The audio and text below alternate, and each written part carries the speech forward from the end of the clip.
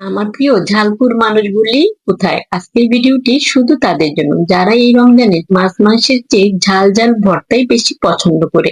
এই বেগুনি রঙের তরতাজা বেগুনগুলো হাতে হাতে তুলে নেওয়া হচ্ছে, আর এগুলো দিয়ে বানানো হবে ঝাল স্বাদের পাহাড়ি স্টাইলে বেগুন ভর্তা।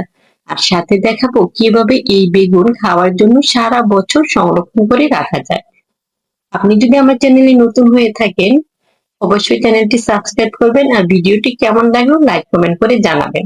প্রথমে বেগুনগুলো ভালো করে ধুয়ে চাক চাক করে কেটে নেওয়া হয়, ঠিক যেমন বেগুন ভাজার সময় কাটা হয়। তারপর এগুলো বেতের ঝুড়িতে সাজিয়ে রোদে রেখে দেওয়া হয় শুকানোর জন্য। রোদে শুকিয়ে বেগুনগুলো হয়ে উঠবে সংরক্ষণের জন্য একদম উপযোগী। অন্যদিকে গনগনে কাঠকয়লায় পুড়িয়ে নেওয়া হচ্ছে বেগুন, টমেটো, রসুন আর পাহাড়ি ধানু মরিচ। এমন ভাবে পুরানো হয় যেন উপরের খোসাটা কালো হয়, কিন্তু ভিতরটা থাকে একদম নরম আর ধোয়া গন্ধে ভরা। এরপর সব তুলে খোসা ছাড়িয়ে একসাথে কিমা করে নেওয়া হয়। এর সাথে যোগ করা হয় লবণ আর তেঁতুল জল। আর ব্যাস, তৈরি হয়ে যায় একদম টক ঝাল পাহাড়ি বেগুন ভর্তা, যা দেখে জিভে জল আসছে। এরকম লোভনীয় ভর্তা আর কখনো দেখেছেন? অবশ্যই কমেন্ট করে জানাবেন।